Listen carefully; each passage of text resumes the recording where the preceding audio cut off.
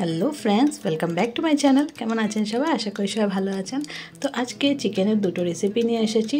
একবারেই সেম উপকরণ দিয়ে দু রকমের আমি রেসিপি বানাবো। তো প্রথমে দেখুন, চিকেনগুলোকে ধুয়ে পরিষ্কার করে নিয়েছি। আমি দুই ভাগ করে নিয়েছি, কারণ কি আমি দুই রকম বানাবো। তো চিকেনের মধ্যে আলু টমেটো, এবার প্রথম আমি আলুটাকে কাঁচাই দিয়ে দিচ্ছি। তো এইভাবে বানিয়ে ট্রাই করব, দেখি কেমন লাগে। তো এটার মধ্যে সব কিছু দিয়ে দিচ্ছি, আলু টমেটো পেঁয়াজ দিলাম। এবার কিছুটা পেঁয়াজ বাটা দিয়ে দিচ্ছি, আর আদা রসুনও বেটে রেখেছি সেটাও এখানে অ্যাড করে দিব।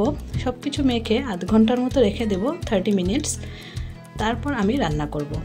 তো দেখুন, পেঁয়াজ বাটাটা দিয়ে দিলাম, আদা রসুনের পেস্টটাও দিয়ে দিলাম এখানে, দিয়ে একটু নুন দিয়ে দিচ্ছি উপর দিয়ে।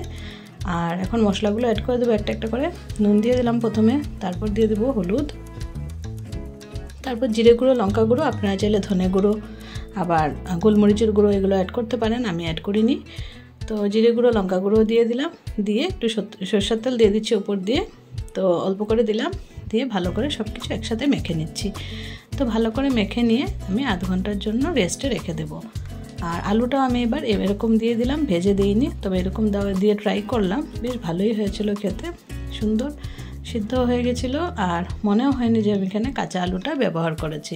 সবসময় আমি ভেজিয়ে দেওয়ার চেষ্টা করি। তো ভাবলাম এবার এরকম একটা চটজলদি রেসিপির জন্য বানিয়ে দেখি, যে কেউ যদি এভাবে বানায় কেমন লাগে। অনেকে কিন্তু এভাবে বানায়, তো আমি কখনো বানাইনি, আমি ফার্স্ট টাইম ট্রাই করলাম। আর এদিকে আরও কিছুটা চিকেন আছে, তো বললাম সেম উপকরণ দিয়ে দুরকম বানাবো। আর এই চিকেনগুলোকে আমি একটু ঝোল বানাবো, আর যে চিকেনটা আমি ম্যারিনেট করে রেখেছি সেই চিকেনটাকে আমি একটু কষা টাইপ বানাবো। তো কড়াইতে দিয়ে দিলাম সর্ষের তেল, তেল দিয়ে তেজপাতা দিয়ে দিলাম, তেজপাতা দিয়ে আলু দিয়ে দিচ্ছি। তো আলুগুলোকে ভেজে নেব।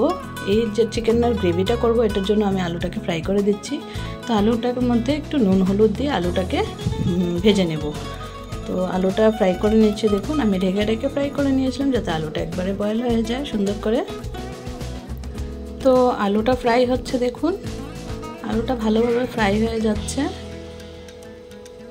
তো লাল লাল করে আলুটাকে ভেজে নিচ্ছি, আমি ঢেকে ফ্রাই করেছিলাম। তো আলুটা ভেজে নিয়ে আমি চিকেনগুলো ফ্রাই করে নেব। আলুটা ফ্রাই করে আমি নামিয়ে রেখে দেব, তারপর চিকেনটা ভাজবো। তো দেখুন, আলুটা ভাজা হয়ে গেছে, এখন আলুটাকে নামিয়ে নেব।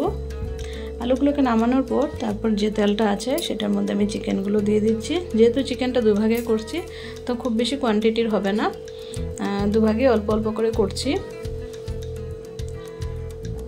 তো চিকেনের মধ্যে নুন হলুদ দিয়ে একটু চিকেনটাকে ফ্রাই করে নেব। চিকেনটাকে এইভাবে ফ্রাই করে যদি আমরা গ্রেভিটা বানাই, তখন কিন্তু চিকেনটা ভাঙে কম। তো ওই জন্য ঝোলটা যখন বানাই আমি একটু হালকা ফ্রাই করেই বানাই, আবার কষানোটা বানালে আমি মেখেই বানাই। তো আপনাদের কোন চিকেনটা বেশি ভালো লাগে খেয়ে, ঝোলটা ভালো লাগে নাকি কষানোটা ভালো লাগে, আমাকে জানাবেন। আমাদের দুটোই ভালো লাগে, যখন যেরকম বেশ ভালোই লাগে খেতে। কষাটা আবার আমি একটু রুটি পরোটা এগুলো দিয়ে খেতে বেশি পছন্দ করি, তো সেভাবেই খাই। দেখুন, চিকেনটাকেও নামিয়ে নিলাম, চিকেন আলু এখানে ভেজে নামিয়ে নিয়েছি। আর যে তেলটা আছে সেটার মধ্যে আমি কিছুটা পেঁয়াজ কুচি দিয়ে দিচ্ছি, দিয়ে টমেটো কুচি দিয়ে দিব। যে উপকরণ আমি কষানোতে দিয়েছি সেই উপকরণ দিয়ে আমি গ্রেভিটাও বানাবো। তো একই রকম উপকরণ দিয়ে রান্নাটা করছি।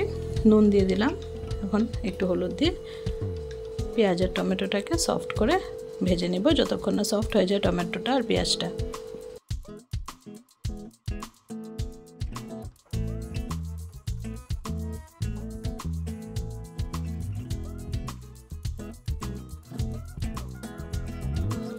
তো দেখুন, নাড়াচাড়া করতে করতে কিছুটা সফট হয়ে গেছে। এবার আমি বেটে রাখা মশলাগুলো দিয়ে দিব, যেরকম এখানে দিয়ে দিচ্ছি পেঁয়াজের পেস্টটা দিয়ে দেওয়ার পর এখানে দিয়ে দেবো আদা রসুনের বাটাটা, দিয়ে ভালো করে মিক্স করে নেব সব কিছু একসাথে। আর কিছু সময় ধরে কষাবো, যতক্ষণ না মশলার কাঁচা গন্ধটা চলে যায়। তো ভালো করে কষিয়ে নিচ্ছি। তো দেখুন, কষানো হয়ে গেছে। এখন দিয়ে দিলাম লঙ্কার গুঁড়ো, তারপর দিয়ে দিচ্ছি জিরে গুঁড়ো, দিয়ে ভালো করে নাড়াচাড়া করে নিচ্ছি। কিছু সময় মশলাটা কষিয়ে নেব। গুঁড়ো মশলাগুলোও দিয়ে দিলাম, দিয়ে সুন্দর করে কষিয়ে নেব।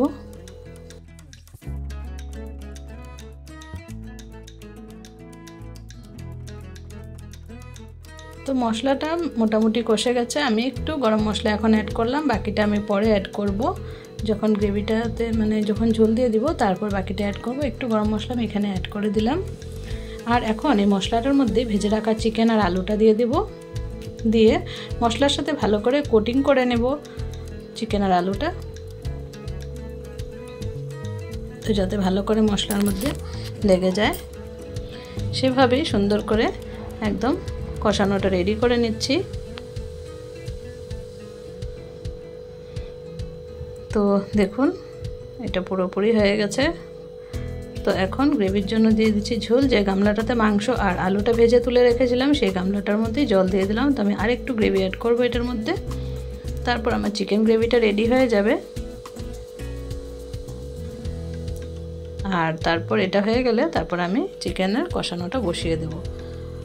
তো এটা আমার ফুটে গেছে, ফুটে যাওয়ার পর আমি নামিয়ে নিলাম, নামিয়ে রেখে দিয়েছি। আর এখন দেখুন কড়াইটা পরিষ্কার করে নিয়ে আমি দিয়ে দিলাম সাদা তেল। এই রেসিপিটা আমি সাদা তেলে করছি। এখন তেলটা একটু গরম হয়ে যাওয়ার পর আমি এখানে অ্যাড করে দেব তেজপাতা। তেজপাতা একটা দিয়ে দিলাম, আর দিয়ে দেব কুচি করে রাখা পেঁয়াজ। টমেটোটা মাংসের মধ্যে দেওয়া আছে, তো এখানে আমি পেঁয়াজটা অ্যাড করে দিলাম। পেঁয়াজটা সুন্দর করে একটু ফ্রাই করে নেব। পেঁয়াজের মধ্যে দিয়ে দেব হলুদ নুন, দিয়ে এটাকেও ভালো করে ভেজে নেব। তো কিছু সময় ভেজে নিয়ে তারপর আমি যে ম্যারিনেট করা চিকেনটা আছে সেটা আমি এটার মধ্যে দিয়ে দেব। পেঁয়াজটা একটু সময় ভেজে নিয়েছি। এখন দেখুন ম্যারিনেট করা চিকেন, আলু, টমেটো, পেঁয়াজ আর মশলা যেগুলো আছে একসাথে মেখে রেখেছিলাম সেগুলো আমি এটার মধ্যে দিয়ে দিলাম।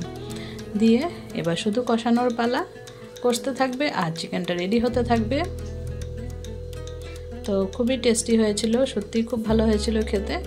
তো আপনারা যারা চটজলদি একদম মাংস রেসিপি রেডি করতে চান এভাবে বানিয়ে দেখতে পারেন, ঝটপট রেডি হয়ে যায়। তো আমি যে বাসনটাতে ম্যারিনেট করে রেখেছিলাম সেটা ধুয়ে একটু জল দিয়ে দিলাম। জল কিন্তু আর অ্যাড করব না, এইটুকু জল দিয়ে দিলাম। এইটুকুর মধ্যেই মাংসটা একদম পুরোপুরি রেডি হয়ে যাবে, সেদ্ধ হয়ে যাবে আর কষানো হয়ে যাবে। তো এই যে দেখুন সব কিছু ভালো করে মিক্স করে দিয়ে এবার কভার করে করে চিকেনটাকে রেডি করব, রান্না করে নেব।